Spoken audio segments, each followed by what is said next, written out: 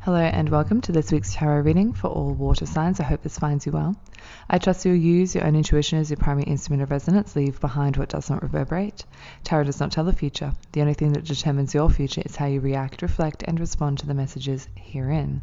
In front of me, I have the Nine of Pentacles, Ten of Wands, and Page of Pentacles in reverse. I have the Seven of Cups, the Page of Swords, the Blasted Tower, the Five of Wands, and the Gemini card in front of me. So if you just want to take a look and see where Gemini is sitting in your chart, if there are any planets in there, and if there are any aspects of those planets, just keep an eye on them.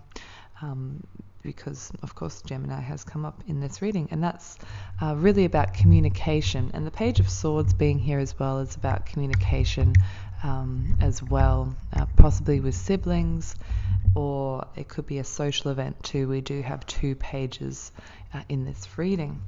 The other messages that are coming up here is that there might be some sort of dissatisfaction creeping in, and it could be to do with material wealth. It could be to do with some projects that you've started, some creative projects, or it could be that all the choices in front of you with that Seven of Cups, none of them seem to fit right now, and you're really struggling or grappling with this notion of, oh, maybe having all the things that I wanted isn't actually bringing me the joy, the happiness, whatever it may be, satisfaction that I wanted. I thought that it was going to be found in these things, but it's actually not, and you're going to have to recalibrate yourself and return back maybe to basics as well, and realizing that all of these add-ons that you have accumulated with that Ten of Wands are just kind of burdensome, and they're kind of weighing you down a little bit.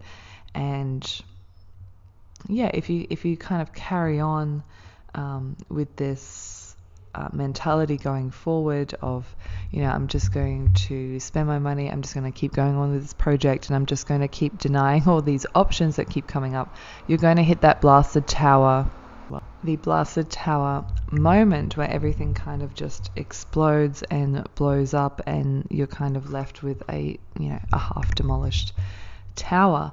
And yeah, the Seven of Cups is interesting. It's probably the card that drew me in the most, because it just seems that, there's all these options and you don't really know the true nature of the options. You can only take them on face value.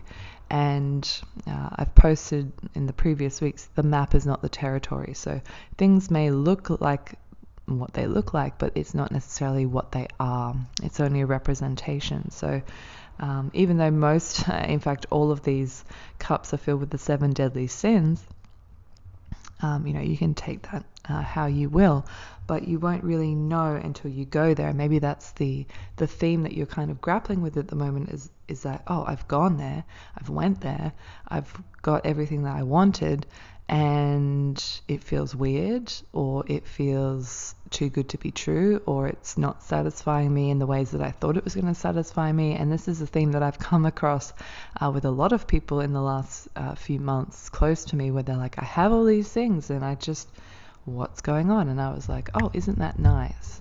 Isn't that nice that you have all the things that you want? And it always reminds me when I used to work in the restaurant, and we would have a really low or really slow day, and everyone would be like, it's so boring, blah blah blah. And I'm like, when we're getting our asses kicked, you're going to think back to this moment, and you're going to wish that you were here right now. So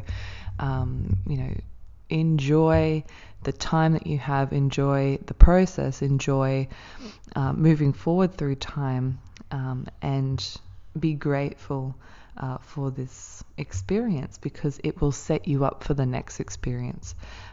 So of course you won't know the true nature of those cups until you go there first. You won't understand them until you go there. And maybe you have so many options in front of you that you're scared to make the wrong choice. You're scared that maybe you can't trust yourself, or you can't trust your decision making, and you feel, I'm going to fuck up.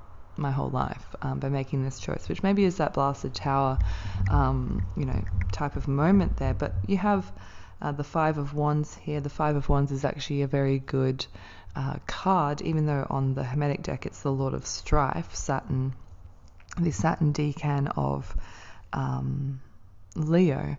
But in that there is that sensibility, the stoicism, the waiting patiently and biding one's time. So just taking your time on this matter and not making any rash decisions or throwing the baby out with the bathwater or anything like that. Just process through these things really methodically, really carefully. And the Ten of Wands also says to me that I think I touched on this before, the burden of carrying so many things, or the burden of having so many things. So maybe just looking at your expenses and going, I have all these subscriptions. Why do I have all these subscriptions? I can get most of this information for free, or I don't actually like this person and what they have to say, or it's not giving me any value, or I only joined this thing because my friends said that I should join it, and it actually has no place in my life. It has no place in my lifestyle or anything like that. But this Nine of Pentacles definitely reminds me of people in my life now, where it's like they're walking in the garden, they're smelling the roses, and they're just like, is something going to jump out at me? I don't think I should be doing this. I don't think I should be smelling the roses on a Monday, midday Monday, while everybody's working. It's just, it's kind of that retraining yourself to go, you're getting what you wanted, you're getting what you deserve, and really revel in it and make the most of it. And if there is a dissatisfaction in there, make the most of the dissatisfaction as well. And by doing that, that's really connecting into it and just going, okay, what is it that I actually am dissatisfied about? What is it that I actually need? What are my actual wants? What are my actual needs? And how can I better get to them? Or that's a really poor sentence. Anyway,